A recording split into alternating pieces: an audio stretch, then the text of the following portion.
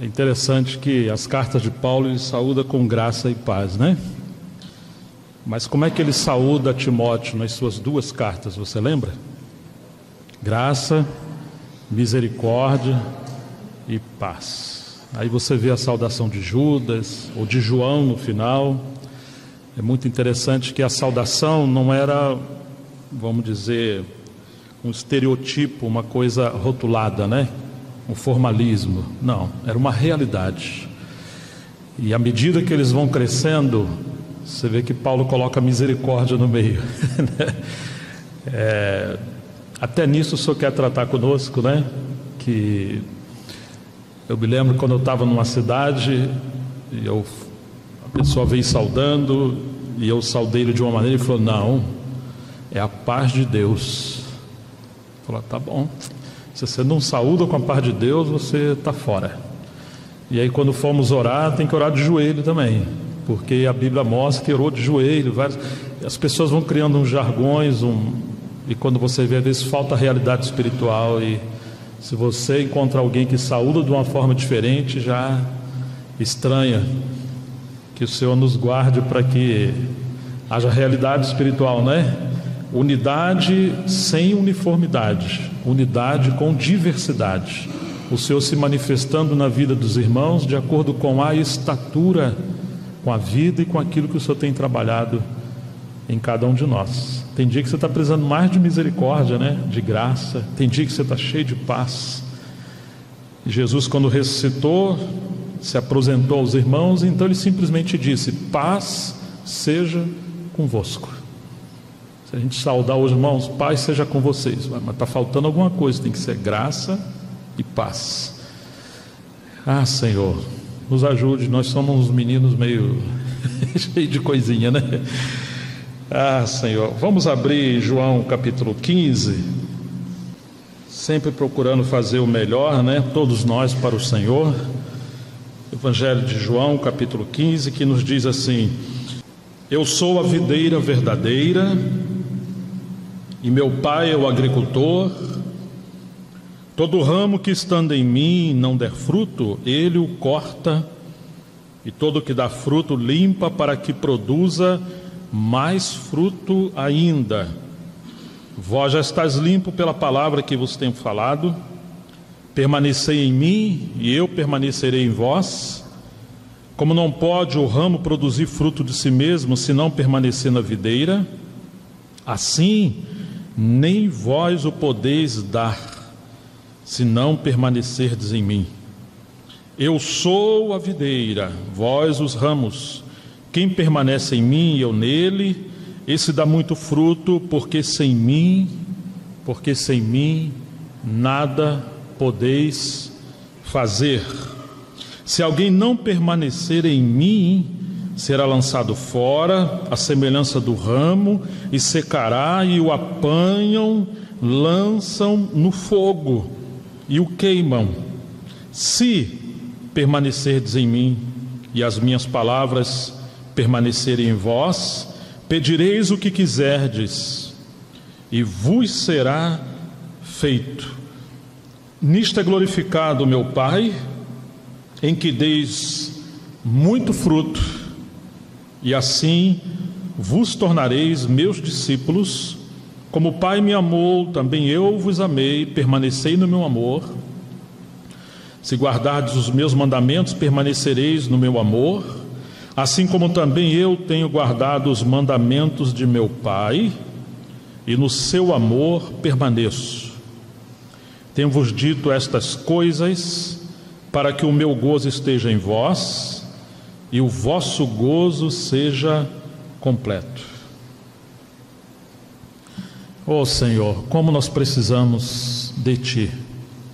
Por isso nós te rogamos, abra os nossos olhos, nos dê revelação, sobretudo nos faça ver o próprio Senhor na Tua palavra, Senhor. Ministra a nós mais uma vez, usa de compaixão conosco.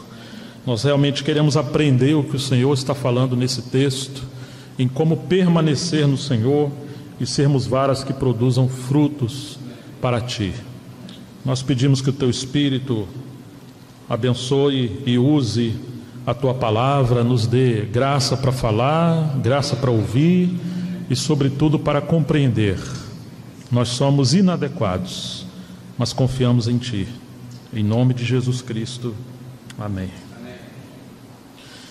Queridos irmãos e irmãs, lembrem-se que nós estamos lendo um texto que João, aquele que reclinava ao peito do Senhor, ele foi usado para escrever. E João é como aquele que está no Santo dos Santos. Em como no ato exterior é como se tivesse muita agitação. A luz do sol, o clima do dia, muitas pessoas no ato exterior cheio de necessidade, envolvido com pecados, com fraqueza. Ali os animais transitavam, muito trabalho de sacrifícios. Me reporto ao Velho Testamento nesse momento, e isso parece ser o contexto em Marcos, às vezes em Lucas. Você tem muita agitação e você encontra o Senhor trabalhando como o evangelista, muitas das vezes. Ele percorria cidades e povoados, e multidões estavam seguindo, se atropelando umas às outras, e Jesus curava os enfermos, expulsava os demônios. Muitas das vezes Jesus saiu do meio da multidão e ele procurou um lugar deserto, e ali ele ficou sozinho, como que voltando ao Santo dos Santos. Muitas das vezes o Senhor nos chama também para sair de uma vida agitada, da correria, ainda que temos responsabilidades nos serviços no ato exterior, mas o Senhor nos quer numa vida de quietude, de contemplação, de solitude. Solitude é diferente de solidão. Solidão é um isolamento por decepção, é um princípio ou um estado de depressão, ou a pessoa está depressiva, ela tem dificuldade de relacionamento, ela se isola, ela está desencorajada. Solitude não é isso. Solitude é um estado de busca a Deus consciente, que você percebe um chamamento, uma atração do Senhor, e por isso você sai do ambiente de agitação e procura um lugar quieto para você gastar tempo diante de Deus. Aqueles que servem o Senhor com mais intimidade, que entenderam essa vida, essa necessidade de cultivar a vida interior com Deus, eles procuram praticar o que Jesus falou. Não sejam como os fariseus, que estão fazendo orações longas nas praças publicamente para serem valorizados, apreciados pelos homens. Não. Você, quando for orar ao teu Pai, entra no teu quarto, fecha a tua porta, esteja orando no lugar secreto. O Pai que te vê orar em secreto vai te ouvir e te recompensar. Esse lugar secreto, esse lugar de solitude, essa prática de uma devoção, João representa esse caminho, ou a sua mensagem, de um retorno ao Senhor, de uma vida mais profunda, de uma vida mais íntima com Ele. João está no final do primeiro século, como nós já vimos nas duas mensagens anteriores, e agora nós vamos tocar um pouco mais sobre esse caminho de permanecer no Senhor. Que texto tão maravilhoso! Eu sou a videira verdadeira, meu Pai é o agricultor, aquele que é o Senhor do universo, que criou todas as coisas. Ele tem um foco central da sua obra, e o seu foco central é o seu filho. Ele plantou uma videira, e essa videira é o seu próprio filho. Ele cultiva, ele se relaciona, ele se dá, ele se envolve, ele participa. Toda a atenção do Pai está no Filho. Aquela voz celestial que um dia Ele soprou dos céus. Você deve saber que entre Malaquias e o início do Novo Testamento passaram-se cerca de 400 anos. Aquilo era como o silêncio profético. Muitas coisas ruins na história aconteceram naquele período. Foi a ascensão dos filósofos, foi a ascensão de guerra do tempo dos Macabeus, foi a ascensão de desvios, a Grécia imperou. O Senhor esteve quieto nesse período, até que um dia o seu filho foi ao Jordão ser batizado. Quando isso aconteceu, Diz a Escritura, no início dos Evangelhos, que os céus se abriram. Os céus se abriram e o Pai falou: este é meu Filho amado, em quem eu me comprazo. E imediatamente veio o Espírito Santo em forma de pomba, pousou sobre o nosso Senhor. Isso mostra que o seu Filho é a centralidade do universo, é a centralidade da obra de Deus, é aquilo que ocupa o coração do nosso Senhor. Quando nós tiramos os olhos do nosso Senhor, é como que o céu volta a ser de bronze para nós, ainda que o céu está aberto. Porque o nosso Senhor, Ele é aquela escada que Jacó viu que liga os céus com a terra. Mas a atenção está no Filho de Deus. Se quisermos ouvir a Deus, temos que procurar a comunhão com o seu Filho e ver o Filho, porque o seu Filho é o seu falar. Deus nos fala através do seu Filho. Então o Filho está dizendo: olha, eu sou a videira verdadeira, o meu Pai é o agricultor. Os judeus queriam trabalhar para Deus. O povo de Deus naquela época, a igreja, estava começando a se distrair em torno de tantas coisas. E agora o Senhor está chamando eles de volta para aquilo que é essencial, para aquilo que é fundamental. Então ele diz assim: todo ramo que estando em mim não der fruto, ele o corta, e todo ramo que dá fruto, ele limpa para que produza mais fruto ainda. Versículo 4: permanecei em mim. Ele fez um chamado aos seus discípulos: vinde a mim. E eles vieram pela fé. Claro, por um lado eles quiseram, e por outro lado Jesus falou: ninguém pode vir a mim se não for enviado pelo meu Pai. Então você tem essa obra soberana do Senhor, que pela pregação do Evangelho a luz brilha no coração do homem, ilumina como um lampejo de luz e desperta o espírito. Mas agora esse querer e o efetuar que Deus coloca no coração do homem, Ele espera que o homem responda. Quando eles vieram pela fé. Vinde a mim. E Ele começou a chamar os discípulos. Mas agora que vocês vieram a mim, o Senhor então tem uma segunda ordem: permaneceis em mim. Você vem pela fé, você é salvo pela fé, pela graça de Deus. Mas qual é o nosso problema, irmãos? Que depois que cremos no Senhor, nós achamos que a vida cristã é uma tentativa, é um esforço, é um empenho, e nos cansamos. Quanta frustração em áreas de nossas vidas que, puxa, eu não consigo agradar o Senhor. Me lembro de um jovem que uma vez, chorando, falou para mim: eu não consigo obedecer. E ele chorava. E aquilo quebrantou o meu coração. Por quê? Porque nós achamos que a vida cristã é a gente tentando melhorar. Eu vou me esforçar, e eu vou me consagrar, e vai ter áreas da minha vida que o Senhor vai me dar condição de eu melhorar. Irmãos, não é isso que a Bíblia diz. Assim como você vê a Ele pela fé, Ele agora fala para nós nesse verso 4: permanecei em mim, e eu permanecerei em vós. Como não pode o ramo produzir nada de si, fruto de si mesmo, se não permanecer na videira, assim nem vós o podeis dar, se não permanecerdes em mim. A salvação é uma obra de graça, e a santificação também. A salvação é uma obra da fé, mas o desenvolvimento da salvação também é uma obra da fé. É uma obra de permanecer. A nossa maior responsabilidade é permanecer, é habitar, é cultivar essa comunhão. O Senhor não nos chamou para fazer coisas, o Senhor nos chamou para permanecer nele. Em outras palavras, Ele não espera que você vá melhorar, nem tampouco eu. O dia que nós falarmos: mas Senhor, eu já tentei, o Senhor sabe que eu fui sincero, mas eu descobri que não tem jeito. Eu falei: meu filho, minha filha, tanto tempo eu estou esperando você falar isso. Você não tem jeito, você não presta, não tem nada em você que eu possa usar. Até que nós venhamos entender que o chamado da vida cristã é o viver de Cristo em nós, é vivermos pela vida de Cristo que habita em nós. Já não é uma tentativa de fazer coisas, mas é um chamado para habitar nele, para cultivar essa vida interior, e à medida que nos relacionamos com ele, ele passa a viver em nós.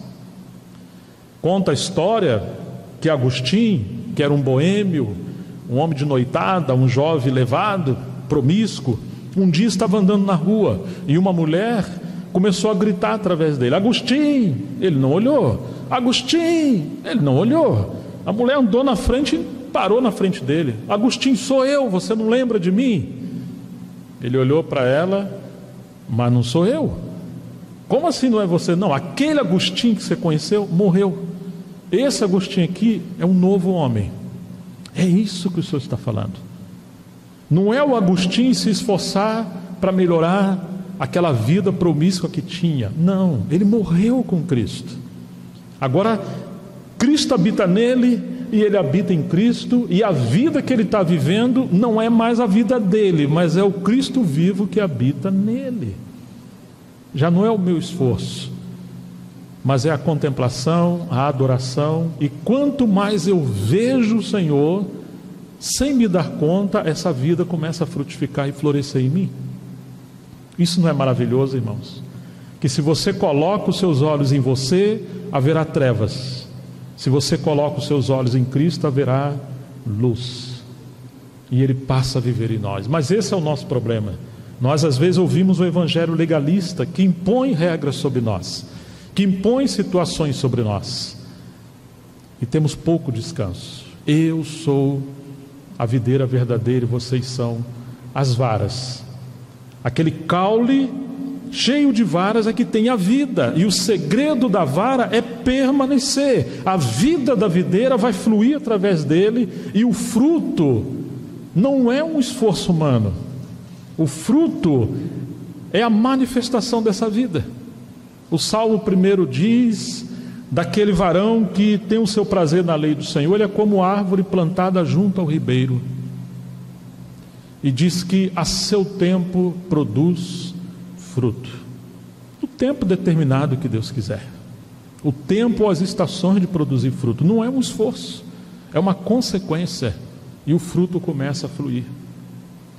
João, narrando essa confissão, esse texto do Senhor, nós devemos considerar que não se pode separar o capítulo 14, o 15 e o 16, é uma narrativa só. Graças a Deus por aqueles homens que Deus usou para separar a Bíblia ou dividir a Bíblia em capítulos e versículos, mas originalmente isso não existe. E às vezes, lendo a Bíblia de forma dividida, nós perdemos o impacto ou o pensamento do Senhor. Quando você olha o capítulo 14, nós não vamos gastar tempo disso, o assunto ali seria a morada de Deus pelo Espírito Santo em nós ou nos discípulos, que é o povo de Deus. Não se turbe o vosso coração, o Senhor está dizendo, porque Ele está dizendo que Ele vai partir, o capítulo 14, verso 1.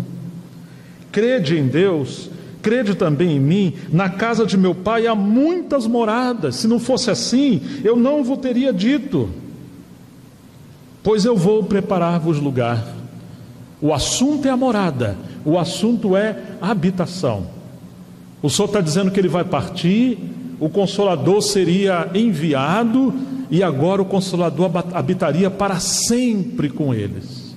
E o Consolador é o Paracleto, é o ajudador, é aquele que sustenta e nos assiste em nossas fraquezas, é aquele que nos instrui, nós que temos uma memória tão fraca, é aquele que nos faz lembrar a palavra do Senhor, é aquele que nós não sabemos orar, mas se você permanece nele, ele vai interceder através de você, porque nós não sabemos como orar.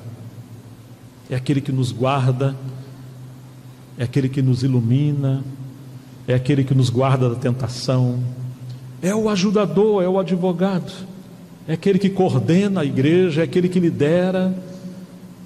Ele vai vir morar em vocês. E quando chegamos no versículo 23 do capítulo 14, diz assim: respondeu-lhe Jesus, 14, 23, se alguém me ama, guardará a minha palavra, e o meu Pai o amará. E o que vai acontecer?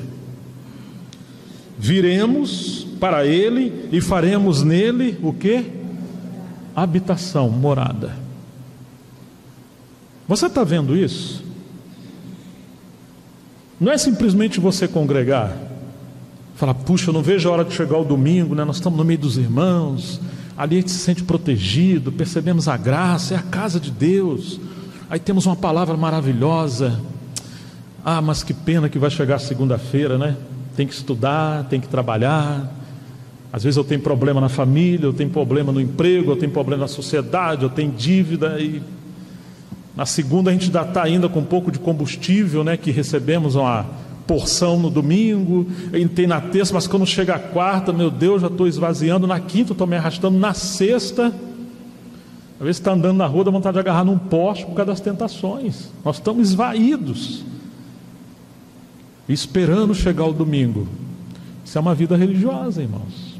Nossa, porque não entendemos que não é uma questão congregacional de um dia na semana, um dia santo no lugar santo para ouvir um homem santo. Não é isso. Ele está dizendo que o lugar santo é você e nós, não é esse lugar de paredes. Esse é o Novo Testamento. O dia santo, o livro de Hebreus chama de hoje, e pode observar na sua Bíblia que o hoje está com letra maiúscula. Se hoje ouvir a sua voz, o hoje é Cristo. Ele te colocou nesse dia, o dia que o Senhor nos fez, alegremos-nos nele. Claro que temos o hoje no sentido do nosso calendário, né, num tempo cronometrado, mas nós habitamos em Cristo, não no domingo, o dia do descanso. Vinde a mim todos que estáis cansados, sobrecarregados, eu vos aliviarei. Ele é o nosso descanso, ele é o descanso sabático. Irmãos, e nós temos a palavra de Deus todos os dias, o maná que veio dos céus. João está nos mostrando que tem uma vida abundante, como diz João 10:10. Eu vim para que tenhais vida, e vida em segunda-feira também, terça, quarta. Cristo em nós, a esperança da glória. Mas Ele espera que a gente cultive isso, que a gente permaneça nele. Graças a Deus pela Assembleia, graças a Deus pelos nossos irmãos, graças a Deus pelos pastores. Mas lembre-se, Ele habita em você, e o seu chamado é para habitar nele. O capítulo 6 do Evangelho de João, acontece um episódio tão interessante. Versículo 28, dirigiram-se, pois, a ele, os judeus, e perguntando, que faremos para realizar as obras de Deus? João 6:28. Duas perguntas equivocadas. Primeiro, que os judeus acreditavam que eles poderiam fazer as obras de Deus. Essa é a primeira pergunta. Irmãos, a obra de Deus ninguém pode fazer, se não deixa de ser a obra de Deus. É só Ele que pode fazer. Poxa, mas aí agora complicou, né? Então nós não vamos fazer nada? Nós já vamos responder isso. E em segundo lugar, as obras, como se Deus tivesse várias obras. Estamos no versículo 28. Jesus então corrige com a resposta no versículo 29. Respondeu-lhe Jesus: as obras de Deus? Não no plural, mas ele corrige. Diz o quê? A obra de Deus. Deus só tem uma obra. Diz assim: a obra de Deus é esta. Ok, desculpa, Senhor, nós falamos as obras. Tá bom, já entendemos. Então vamos lá, aí arregaça a manga, né? Vamos nos preparando. Então qual é a obra de Deus para a gente realizar? Nós estamos aí querendo frutificar. E o Senhor responde: a obra de Deus é esta. Qual? Que creiais naquele que por Ele foi enviado. Essa é a obra de Deus, irmãos. Não é sair para fazer coisa, mas é voltar para o Santo dos Santos. Não é uma obra exterior, mas é uma habitação. O pensamento no original, quando diz que creiais, nós que somos ocidentais, herdamos mais assim a ideia de crer dos gregos. Os gregos acreditavam que é possível você acreditar numa filosofia, acreditar num pensamento, acreditar numa coisa, sem necessariamente se envolver com aquilo. É mais um pensamento. Os judeus não criam assim. Os judeus, quando cria, por exemplo, como Jesus está dizendo, a obra de Deus é essa, que creiais, esse crer aqui é você mergulhar para dentro. É mais ou menos assim, você crê que o avião está saindo, e pode ser que você perca o seu avião, mas o crer, como Jesus está dizendo, não, você está dentro do avião. Entende a diferença? O crer significa você habitar, mergulhar, ser inserido. Alguém pode acreditar que o churrasquinho ou qualquer uma outra coisa vai ficar bom, mas ele cruza o braço e não põe a mão. O outro acredita colocando a mão, fazendo juntos. Lá em casa temos 4 mulheres, a Mira e as minhas 3 filhas. E a Mira gosta muito de cozinhar, ela é maravilhosa, aquela comida de mãe, né? E eu falo, bem, as meninas eram mais novas, eu queria comer uma comida das meninas. Você precisa ensinar as meninas. Aí no começo, assim, tá bom. Menina, vocês fazem assim. Ela começava a fazer e as meninas ficavam olhando. Eu falei, não. Se for seguir o que o Senhor falou, o crer não é assim. E o ensinar também não é assim. Nós temos hoje uma igreja passiva, onde um número muito pequeno de irmãos funcionam e servem, e a maioria não funciona, porque até a nossa maneira de ensinar está equivocada. Jesus fazia e... foi Lucas que falou isso, né? Em Atos 1, ele fazia e ensinava. A gente faz o contrário, a gente fica ensinando, mas não leva os irmãos a fazer. Falei, não, bem, você faz assim, dá a faca na mão de uma e o tomate, e fala para ela como é que corta. Você faz de um lado, ela faz do outro, mas ela tem que pôr a mão no tomate. A cortar frango para uma mocinha de 14 anos, 13 anos, mas vai ter que aprender, porque imagine se um dia casar, vai ficar comendo pizza e batata frita. O marido não vai aguentar isso aí, né? Então, graças a Deus, cada uma foi aprendendo alguma coisa segundo a sua habilidade ou seu potencial. O que o Senhor está dizendo, irmãos, que a obra de Deus é esta, que creiais. O crer ali é você ser inserido, é vir para dentro do Filho, para a videira, porque agora o evangelista, que é o nosso Senhor, se Ele habitar em você, Ele vai te impulsar a amar as pessoas, e tem hora que Ele vai querer pregar até as pessoas, mas Ele mora em você, e porque Ele mora em você, você e Ele vai tocar nas pessoas. Já não é você sem Ele, mas é Ele em você. A vara está fluindo a vida e está tocando nas pessoas. Percebe o que eu estou falando, irmão? Você entende o que eu estou falando? Cristo em nós, a esperança da glória. Não tem uma obra fora dele. Claro que Deus tem a sua obra, mas a obra de Deus é a expansão do seu Filho, é o seu Filho em movimento, é o seu Filho se multiplicando, se reproduzindo em serviço, até o trabalho com as crianças.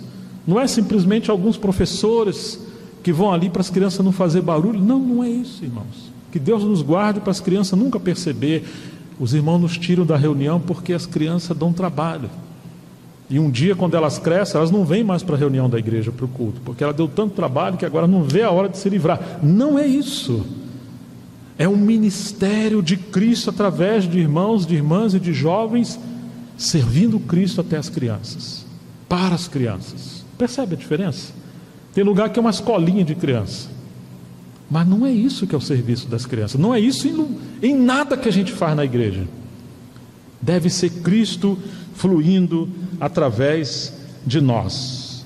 Quando chegamos no versículo 35 de João 6, declarou-lhe, pois, Jesus: eu sou o pão da vida, o que vem a mim jamais terá fome, e o que crê em mim jamais terá sede. Jamais você vai necessitar de alguma coisa. Ele é o seu alimento. É possível que as pessoas estão vindo à igreja e não estão vindo a Cristo. Estão vindo ouvir um bom louvor, uma boa mensagem, mas não estão vindo a Cristo. Estão entendendo, irmãos? Nós estamos vindo a Cristo, junto com os nossos irmãos, para discernir Cristo na comunhão, Cristo na palavra, Cristo no louvor, Cristo nos serviços, mas nós amamos a Cristo. Estamos vindo encontrar o Cristo que habita em cada um dos irmãos. E aí você pode encontrar Cristo todos os dias. Mas a reunião da igreja, como diz o livro de Hebreus, cantar-te-ei louvores no meio da congregação. Olha o que ele está falando. Que é Cristo ministrando os louvores e cantando junto conosco quando nós estamos congregados. Não é maravilhoso isso, irmãos? Já não é um esforço, é uma graça.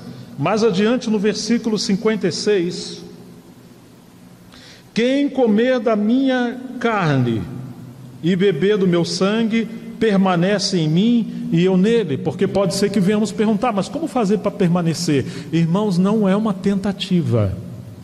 Se você tentar permanecer, você vai perder. Ele já habita em você e você já habita nele. O que nós precisamos é crer, confiar e adorar o Senhor. Imagine hoje quem de manhã, no seu café da manhã, misturou o café com leite. Alguém hoje aqui fez isso? Tomou café com leite ou não? Alguém fez? Ah, vários, né? Ok. Depois que você misturou o café com leite, você consegue separar ele? Nem se esforçar muito? Não. Irmãos, assim é Cristo em nós. Ele já está em você. O problema é que isso é tão gracioso, é tão maravilhoso, que a graça de Deus ela é tão extravagante, tão extraordinária, tão suficiente, que nós às vezes temos dificuldade de crer. Nós acreditamos que não é possível, é muito fácil, eu tenho que fazer alguma coisa. E nisso aí, o Espírito é como uma pomba, né? Nós espantamos a presença de Deus. Quem comer da minha carne e beber do meu sangue. Quando você se alimenta do Senhor pela manhã ou qualquer momento, você está desfrutando Ele na palavra, desfrutando Ele da oração, desfrutando Ele na comunhão, como dizia o irmão Lawrence num livro muito precioso, A Prática da Presença de Deus, ou Praticando a Presença de Deus. Que se você é um mecânico, não precisa aceitar esse engano maligno que, poxa, eu não estou em tempo integral na obra, né? O irmão que está em tempo integral ali só pelo ministério, é fácil para ele estar ali livre, servindo o Senhor. Eu estou debaixo desse carro, nesse motor barulhento, cheio de graxa, ou um professor, ou um advogado, ou um educador, seja lá o qual, ou um agricultor. Poxa, domingo sim, né? Se Deus quiser eu vou me liberar, eu quero estar no meio dos irmãos. Não, irmãos. Pode ter certeza, agricultor, lavrador, a pecuarista, ninguém entende mais de terra, de plantação e de criação de gado do que o Senhor, que criou todas as coisas. Ninguém entende mais de matemática do que o Senhor. Ninguém é o melhor médico, ninguém é o melhor carpinteiro, ninguém entende de mais nada sobre todas as coisas do que o Senhor. Então você, na verdade, é um sacerdote disfarçado de mecânico, de professor, de caminhoneiro, de mãe, de cozinheiro, seja lá o que você for. No ato exterior as pessoas vão ver você na sociedade como um profissional, mas lá no seu interior, creia que todos os dias são santos e todas as coisas são santas para Ele. Você está ali servindo o Senhor no seu trabalho 24 horas, e ali você pode estar ministrando Cristo enquanto você está trabalhando, enquanto você está lavando a sua louça, enquanto você está fazendo a sua comida. Ah, Senhor, vamos fazer isso junto? O Senhor me ajuda.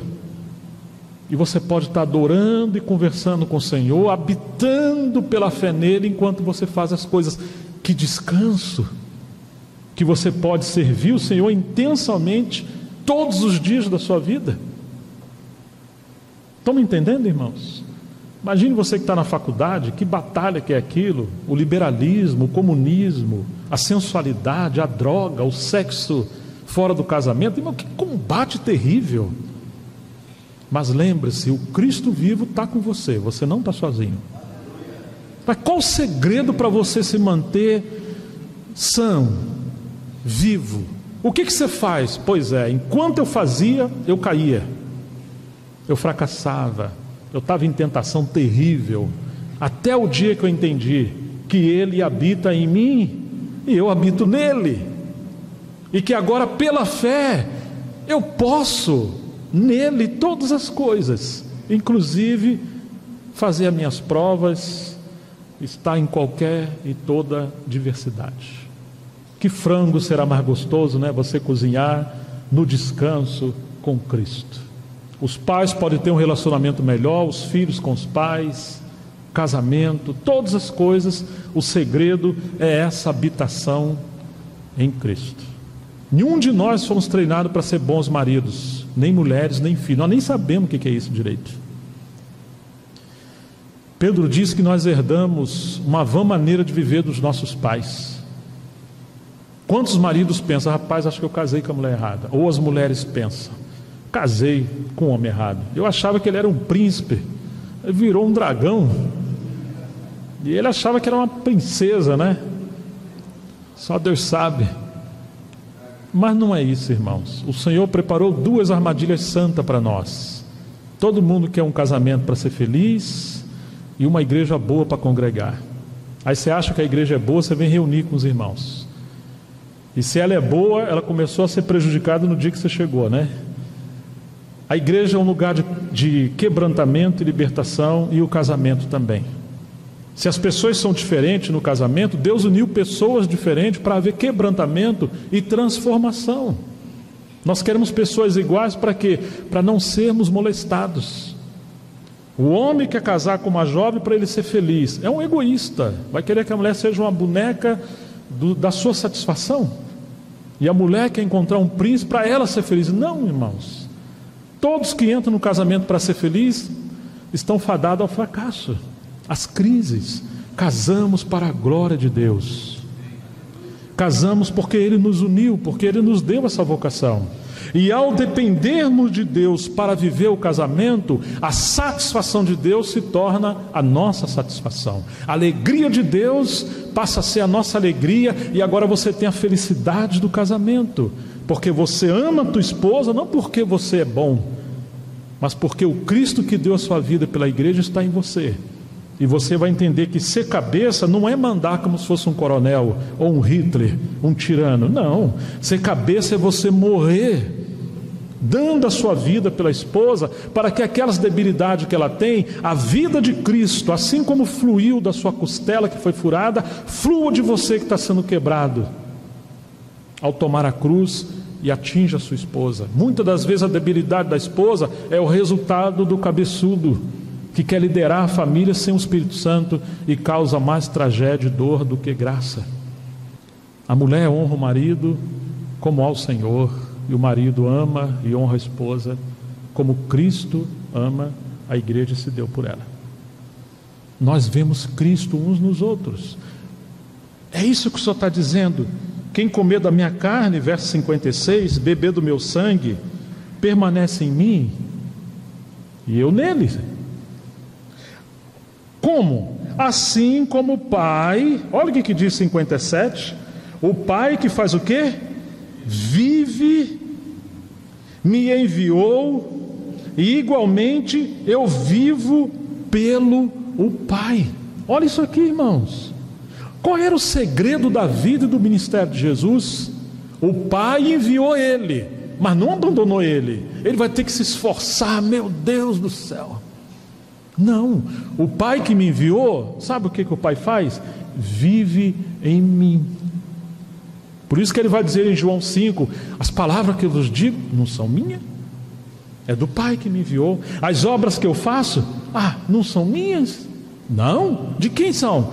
Do Pai que me enviou. Mas Ele não me enviou e continua lá nos céus simplesmente, não, Ele me enviou, mas nós, embora sendo um só Deus, somos 3 pessoas, que temos a mesma vida, mesma natureza, a mesma essência inerente, e nós somos inseparáveis. O Pai habita em mim, eu habito o Pai, e o Espírito Santo é esse amor derramado e procedente que nos envolve e enche todas as coisas.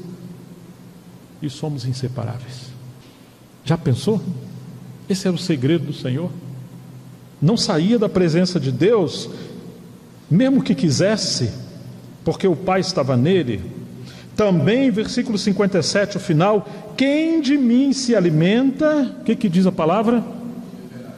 Um pouquinho mais alto: quem de mim se alimenta, por mim, como ele viverá? Viverá pelo Filho, à medida que ele se alimenta do Filho. Olha que coisa maravilhosa. Agora é claro, não tenta produzir fruto por si mesmo. Lembra da parábola do semeador? Aquela que caiu em boa terra, ela produziu fruto. 30 por 1, 60 por 1 e 100 por 1. Então você tem 3 estágios ali: 30, 60 e 100. Você pega uma criança, ela está cheia de vida quando ela se alimenta bem, mas ela está produzindo aquilo segundo a estatura dela.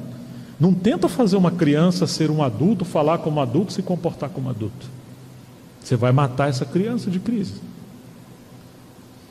Não tenta fazer com que os novos convertidos sejam irmãos tão maduros. Não leiam livros tão elevados. Conheci um jovem que estava lendo uma obra de John MacArthur para liderança. Novo convertido, alguém deu aquele livro para ler. No tempo desse ele perguntou: irmão Gerson, você poderia me ajudar? Eu falei: olha, eu posso. Está disposto a ser ajudado? Todo. Então tá bom, vamos ter que podar alguma coisa, como diz o versículo 2. Primeiro você vai parar de ler essa obra do John MacArthur. Segundo, você vai parar disso. Terceiro, daquilo. E quarto, você vai voltar para aqui e vamos começar com o Evangelho de João. Às vezes o nosso discurso, a nossa prática, a nossa tentativa está muito acima da nossa realidade, e por isso nós temos crises. As mamães sabem o que é quando uma criança fica intoxicada.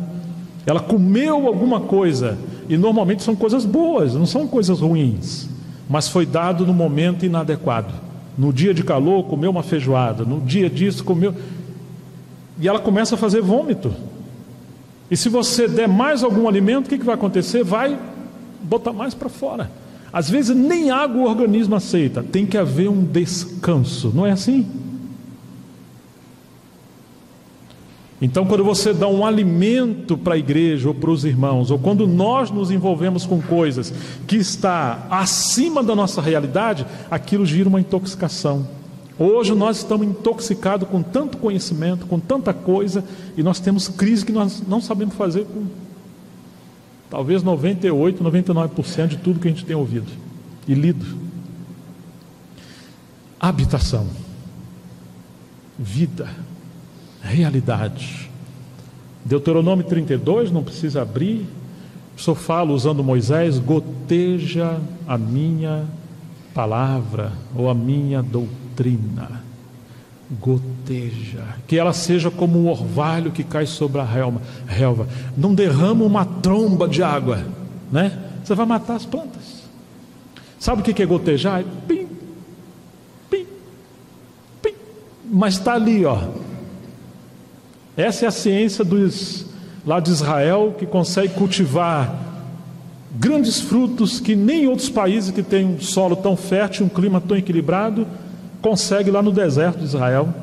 E eles têm vários segredos, mas um deles é que eles sabem dosar a medida certa, são engenheiros, tá? A medida certa da água de acordo com a necessidade da planta, e não desperdiça nada. Que maravilha, né? Goteja a minha doutrina, vai devagar.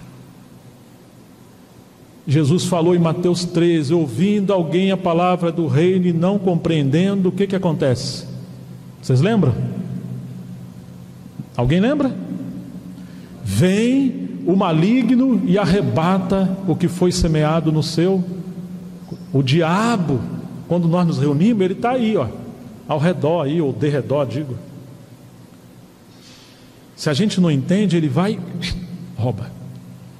Mas aquele que produz fruto é aquele que ouve a palavra e compreende. Eu estou em Mateus 13. Compreende. Por isso que aqueles que falam, e todos nós temos essa urgente necessidade de nos centrar E às vezes temos que ser como Maria, uma só coisa é necessária. Fala uma palavra devagar, fica ali no texto, seja expositor, repete, não corra, não cita tanta coisa, porque o mais importante é a gente comer, não é passar aqui, é aqui, e compreender, para que produza fruto. Goteja minha palavra, faça que a minha doutrina seja como um orvalho. Você nem percebe que o orvalho está caindo, mas ele está ali, ó. E aí você tem as plantas crescendo e produzindo frutos. É isso que Jesus está falando. E você vê como ele é dócil, como ele é nobre, como ele é paciente, como ele é cavalheiro, como ele está aqui com tanta graça com eles. Um pouquinho mais adiante ele vai dizer, versículo 63, ele vai dizer assim: o Espírito, 6,63, é o que vivifica. Então não adianta, sem mim nada podeis fazer. Capítulo 15 ele fala: o Espírito é o que vivifica. Não adianta você correr, volte-se para o Senhor. E ele diz assim: a carne, para que aproveita? A carne aqui fala da natureza humana. Não adianta, irmãos, nem um pouquinho de tentativa. Você se esforça na graça, você obedece na graça, você ouve o chamamento, mas não é algo por si fora dele. A carne não tem proveito nenhum. As palavras que eu vos tenho dito são Espírito e são vida. Que coisa maravilhosa, né? Agora Jesus está falando para nós que Ele vai nos enchendo de vida à medida que Ele vai falando conosco. Isso é gracioso, irmãos. Como nós carecemos da graça do Senhor. Nós vamos voltar no capítulo 15 para ainda trabalhar um pouquinho mais sobre essa questão da palavra do Senhor fazendo o seu trabalho. Versículo 2 do capítulo 15: todo ramo que estando em mim não der fruto, ele o corta. Eu queria ressaltar algo aqui. O Evangelho de João, ele está tratando mais do aspecto orgânico de vida, da habitação de Deus com o seu povo. Se nós formos aqueles que crê que o cristão perde a salvação, o nascido de novo, o regenerado, eles vão usar esse texto, versículo 2, para dizer que o Senhor que corta e lança fora, ele perdeu a salvação e está indo para o inferno. E isso não é bíblico. Isso é uma linha armeniana pós-Lutero. Mas, por outro lado, se nós formos calvinistas, aqueles que acreditam que, embora uma vez salvo, salvo para sempre, nós teremos um outro tipo de problema, que nós também acreditaremos que esse aqui, a vara que não dá fruto e é cortado, ele não nasceu de novo, porque se ele tivesse nascido de novo, ele não teria sido cortado. Parece-me que os dois lados estão em extremos, porque o que o Senhor está tratando nesse texto é a questão de que, se nós estamos nele, de fato somos salvos, habitamos, temos o Espírito em nós. Mas ele está falando da frutificação, do fruto, do alvo do fruto, e que não é uma questão de salvação, mas é uma questão de reino, é uma questão de habitação, é uma questão do prosperar da obra de Deus em nós. Não tem a ver com a questão dos céus, mas tem a ver com a questão da obra de Deus expressando o seu reino aqui na terra. Não é uma questão da graça para crer e ser salvo, mas é uma questão de obedecer pela graça para você ser útil ao Senhor. Em outras palavras, Paulo vai dizer assim, vamos ler o versículo 6 e nós vamos ver o que Paulo falou. Capítulo 15, verso 6, só para entender isso, irmãos. Eu não quero correr com vocês, porque eu prefiro falar uma mensagem e vocês esquecerem nunca mais. Então vamos deixar aqui. Eu queria ir para outro lugar, mas vamos ficar aqui. 15:6. Se alguém não permanecer em mim, ou seja, embora ele seja um cristão, mas ele está vivendo a sua vida própria e não está aceitando ser podado, ser disciplinado, ser tratado, ele está seguindo o seu próprio caminho e obstinação. Será lançado fora, à semelhança do ramo, e secará, e o apanham e lançam no fogo e queimam. Claro, nós não temos que explicar toda essa parábola, porque isso é uma parábola. Temos que pegar o pensamento e não querer, digamos, dissecar, palavra por palavra seria um equívoco de exegese, de interpretação. Nós temos que sacar o pensamento central do Senhor. Mas no capítulo 3 de 1 Coríntios, vamos ver. Lembre-se que nós estamos relacionando o pensamento de João, mostrando Jesus com a videira, com Paulo falando da lavoura e falando da igreja como o corpo de Cristo. Capítulo 3 de 1 Coríntios, vai nos dizer assim, verso 10, 3:10 de 1 Coríntios: segundo a graça de Deus que me foi dada, lancei o fundamento como prudente construtor. Então, esse é o trabalho que Paulo fez. E outro, o que vai fazer? Edifica sobre ele. Na casa do Senhor sempre tem o outro. Não fazemos tudo sozinho. Porém, veja cada um como edifica. Olha as varas, olha os membros. Porque ninguém pode lançar outro fundamento além do que foi posto, o qual é Jesus Cristo. Então, a obra de Cristo produz salvação. Quando cremos na obra de Cristo, não é a minha obra nem a sua obra que produz a salvação. Não tem dinheiro, não tem nada nesse mundo que possa prover salvação. Salvação é pela graça, é um dom de Deus que não vem de nós. Poderíamos dizer que o fundamento é Cristo, suas palavras e sua obra. Quando você crê na obra de Cristo, uma vez que você creu, pela graça estamos salvos. Mas uma vez que cremos, nós somos colocados sob esse fundamento, assim como a vara está na videira. Se a obra de Cristo produz salvação, agora Paulo está dizendo, veja cada um como edifica ou como trabalha. Tá certo? Você tem o trabalho de Cristo que produz salvação, e você tem o seu trabalho uma vez que você está em Cristo. Não trabalhamos para ser salvo, mas porque fomos salvos e porque estamos em Cristo, então nós trabalhamos. Se a obra de Cristo produz a salvação, a nossa obra produz edificação. Amém? Está claro? Se a salvação é pela graça, então a edificação, ela produz recompensa. O Senhor vai dar galardão e recompensa para nós. Isso não tem a ver com a salvação, isso tem a ver com a obediência, com a fidelidade, com o podar da vara que vai tirando de nós tudo que representa a carne, o velho homem, e vai aperfeiçoando e amadurecendo Cristo em nós. Olha aqui comigo o texto. Verso 11: ninguém pode lançar outro fundamento além do que foi posto, o qual é Jesus Cristo. Contudo, se o que alguém edifica sobre o fundamento, então você está edificando algo se você está em Cristo. E agora você tem os materiais. Pode ser que você esteja edificando com ouro, pratas, pedras preciosas, madeira, feno e palha. Nós temos aqui 6 materiais que nós podemos estar trabalhando. Em outras palavras, irmãos, alguns estão realmente trabalhando com ouro e produzindo ouro, pedras preciosas, prata. O ouro fala da natureza do nosso Senhor, do próprio Deus, a prata da sua redenção. E essas pérolas, ou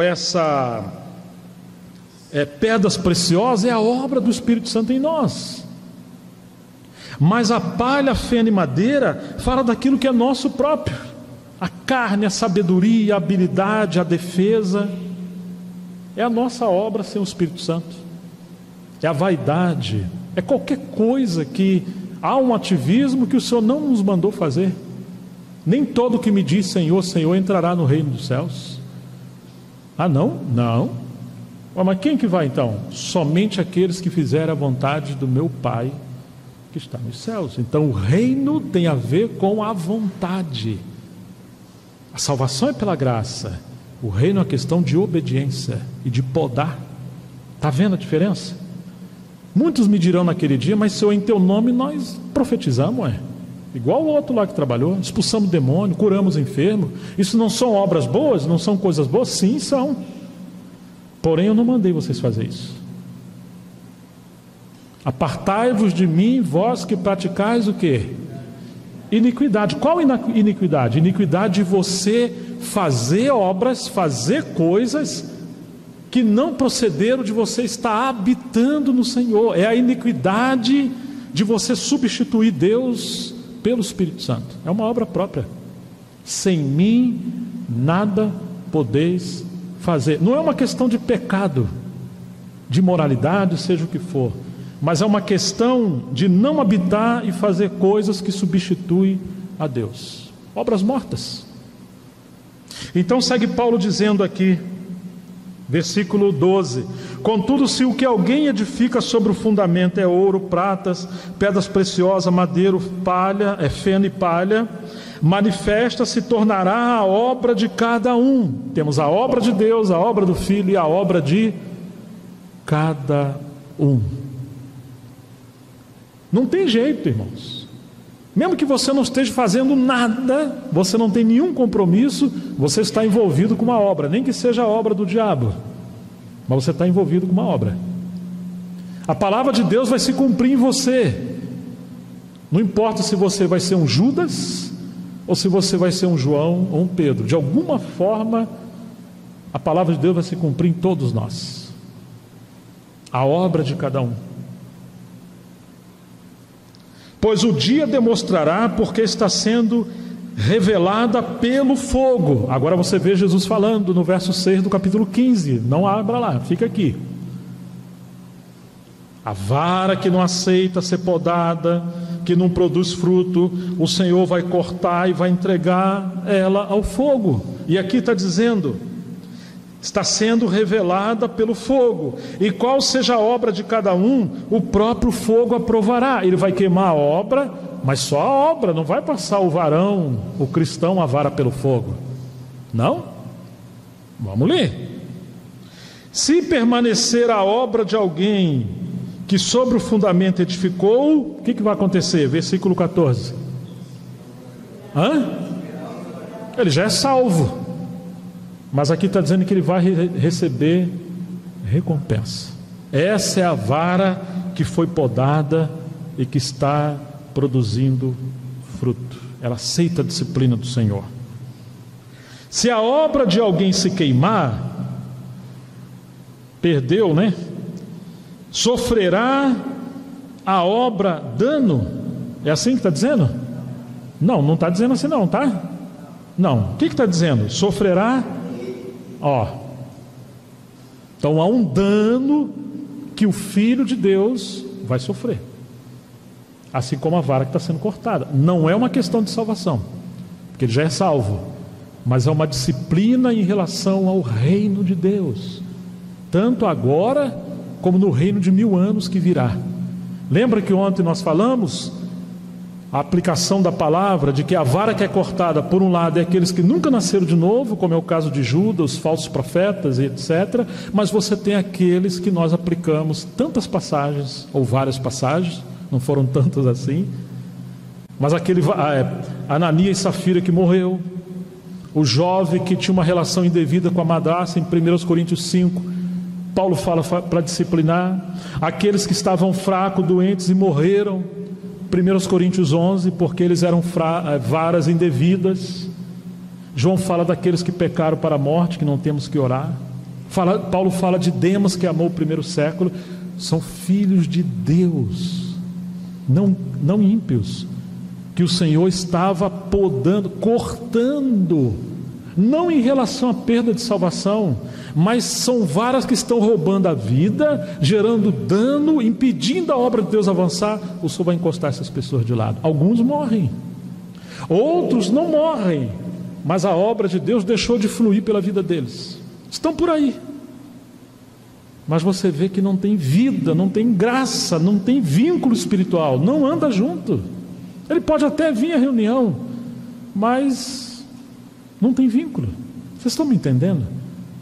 São como zumbis ambulantes. Tem a teologia correta, fala tudo correto, mas morreu. Desperta tu que dormes dentre os mortos, né? Não foi isso que Paulo falou? Levanta-te dentre os mortos, desperta tu que dormes. É isso. São cristãos, mas estão amortecidos.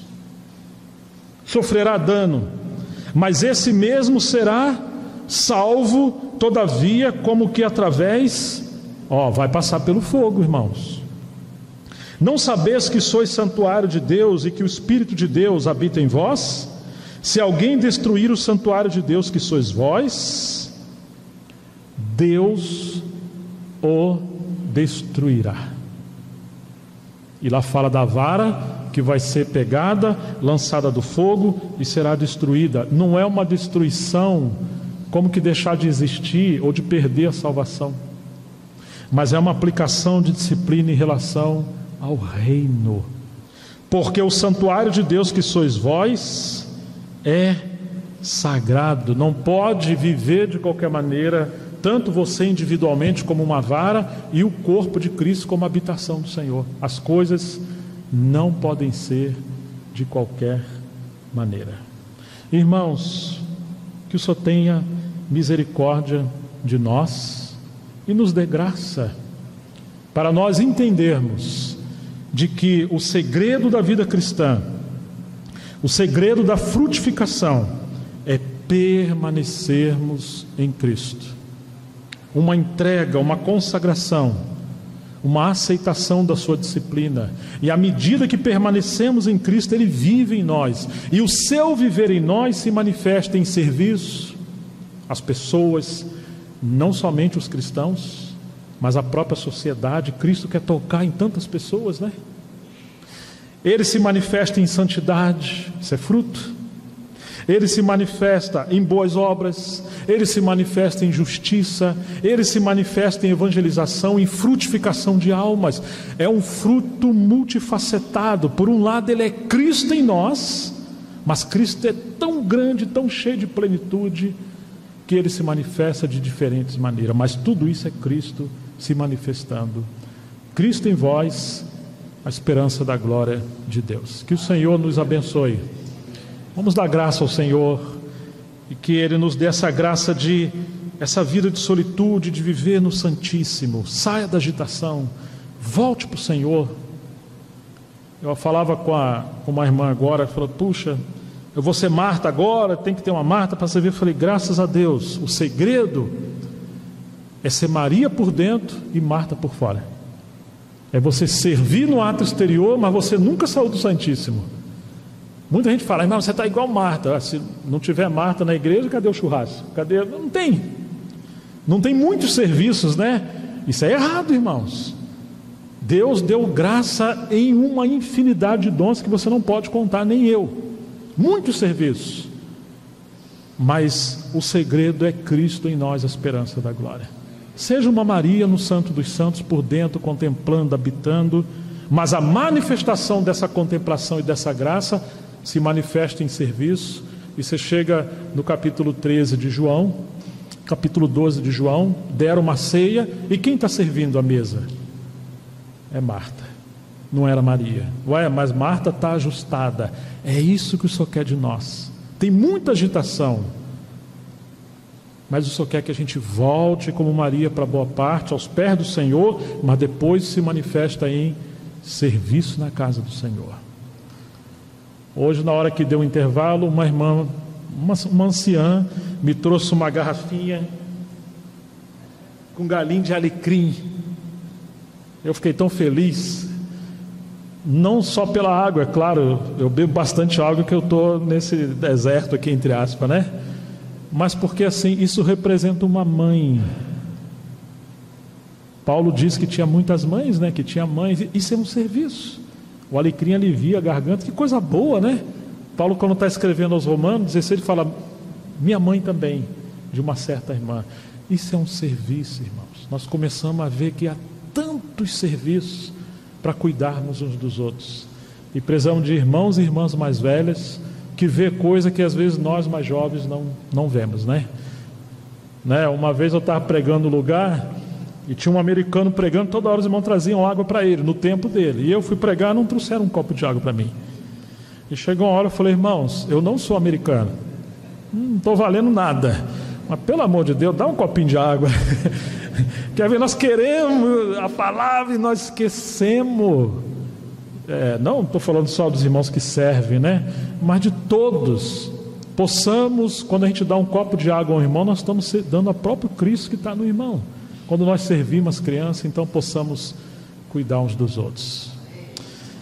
Pai, em nome de Jesus, nós queremos te agradecer porque o Senhor goteja a sua doutrina, a sua palavra sobre nossas vidas, como o orvalho que cai sobre a relva. Senhor, seja conosco, continue falando conosco, que nós te pedimos, nos dê essa graça de aprender esse exercício de habitar no Senhor todos os dias pela fé e desfrutar dessa comunhão maravilhosa com o Senhor, e que essa vida abundante que venceu todas as coisas e que se manifesta em descanso, em santidade, em evangelismo, em serviço, se manifeste em nossas vidas e sejamos vara que produzam frutos, e que com a graça do Senhor, ó Deus, possamos te honrar e o Senhor ser glorificado.